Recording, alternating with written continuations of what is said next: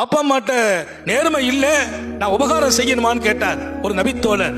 அத்தா அம்மா அநியாயமா நடக்கிறாங்க, ஆள் பார்த்து நடக்கிறாங்க, அக்காவுக்கு மதிப்பு கொடுக்கறாங்க, எனக்கு கொடுக்கறது இல்ல, நான் நேர்மையா நடக்கணுமான்னு கேட்டாங்க. சர்க்காரை ஆலம் ஸல்லல்லாஹு அலைஹி வஸல்லம் ஒயின் வலமாக்கா ஒயின் வலமாக்கா ஒயின் வலமாக்கா, அவர்கள் உனக்கு அநீதி செய்தால் அநீதியை செய்தாலும் நீ சரியாக நடக்க வேண்டும். 3 தடவை சொல்றாங்க.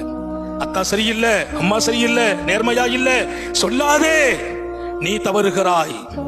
அவர்களிடத்தில் 1000 தவறு இருக்கட்டும், அவர்களுக்கு நீ அடிபணிந்து வாழ்ந்து விடு, அல்லாஹ் உன்னை இந்த மண்ணில் ஜொலிக்க வைப்பான். எனவே இளமை ஒரு அற்புதமான பருவம். நான் நிறைய செய்திகளை சொல்லி இருக்கேன், எப்படி எல்லாம் இருக்கணும், எதை கொண்டு வரணும், எதை கொண்டு வரக்கூடாது. கோபம் அடக்க வேண்டும், உணர்ச்சிகள் அடக்கப்பட வேண்டும். நம்முடைய கைடு நம்முடைய தாயும் தந்தையும், அவர்களை மதிக்கிற போதெல்லாம் உங்களை மதிக்கும் அடுத்த தலைமுறைகளை அல்லாஹ் ஏற்படுத்துவான் என்றார்கள்.